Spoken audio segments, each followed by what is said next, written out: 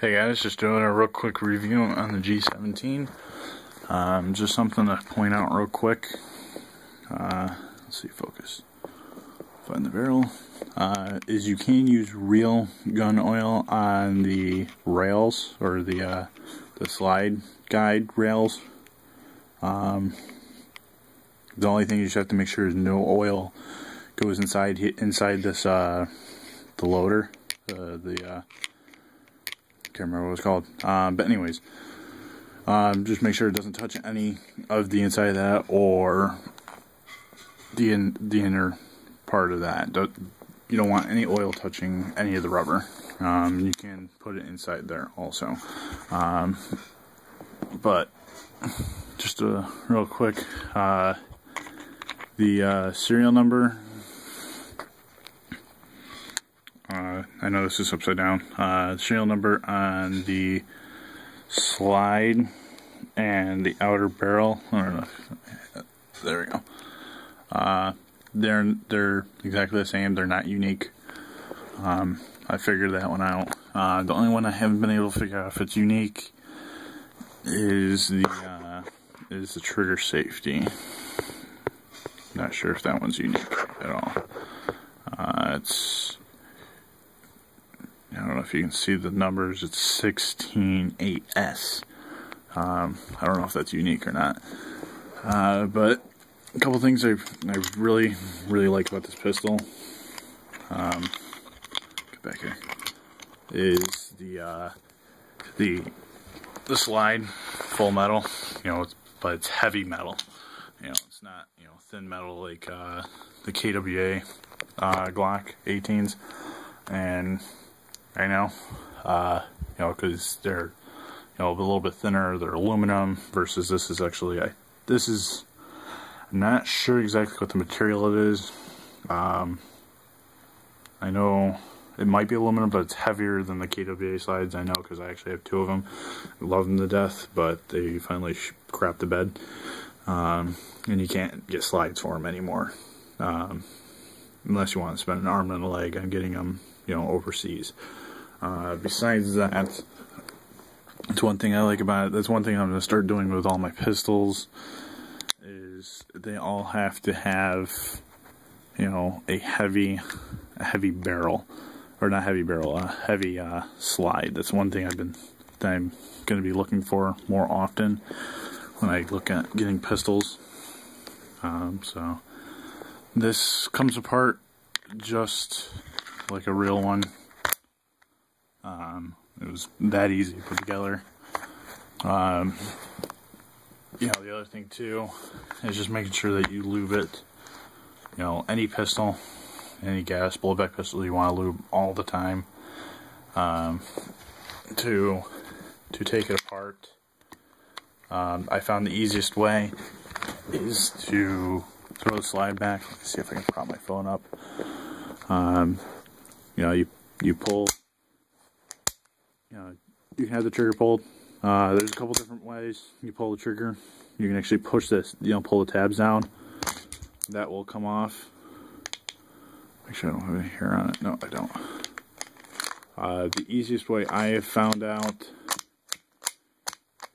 is to lock the slide back like that. You don't want the mag in, obviously. Pull down the two tabs, then pull down on your magazine release. It shoots right forward and it comes right off. That easy. Just as easy to install. My brother has a 1911 and his is also WeTech. And compared the two, like just the way they're constructed, everything. I did have a Glock 18 from WeTech. Actually, I ended up trading that for the WeTech 1911 for my brother. Kind of wish I didn't do that. But anyways, that happened. But the just how the internals are built. It's just the Glock series in general is basically a tank. Heavy slide, nice polymer body. I would almost say it's a little bit nicer.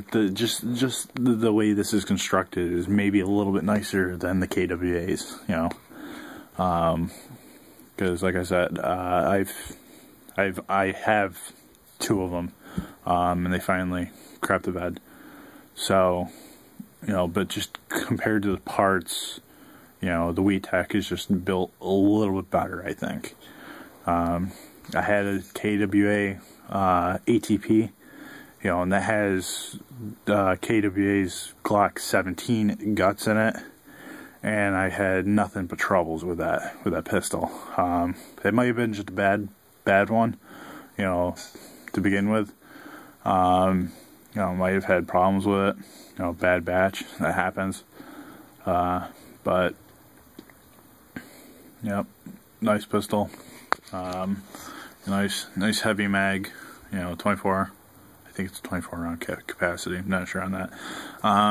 Another thing, I don't know if you guys noticed that the engravings are white, and they're actually on the pistol itself. When you would get a Glock from WeTech, it would just be the engravings. That's it. A little trick, you can find it all over YouTube. Is to heat up the metal and then run a crayon over the engravings, and it'll fill the engravings in. And I did that about, I want to say 2 months ago, and they haven't worn out. You know, so it's wax being, you know, it's sucking itself inside all the grooves, you know, because when you heat up the metal, it forces the oils out, so it'll stick. But besides that, you know, great pistol. You know, it does have, you know, normal wear on top of the outer barrel. You know, even the outer barrel, some odd wearing. But I did have a suppressor on it for a little bit, and it did wear, you know, just because the suppressor is aluminum, a little heavy.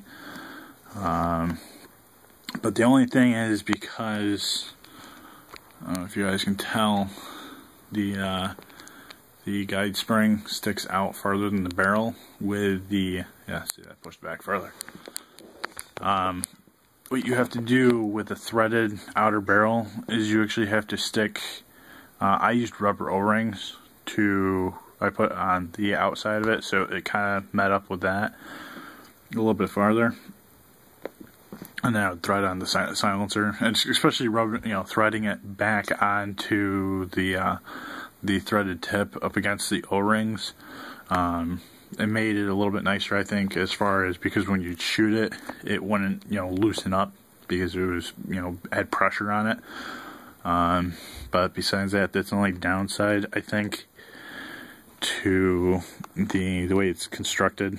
Because it's a little bit difficult to use a silencer, but it looks badass, you know, without a silencer. My barrel's dirty. You know, but focus. Yeah, good looking pistol, I think. Nice U and dot sights. Ding. Yep, nice sights. So yeah, that's a review. You know, it is an airsoft pistol. Just anybody wondering? Yeah, right there. Gas blowback. So, but nice heavy pistol.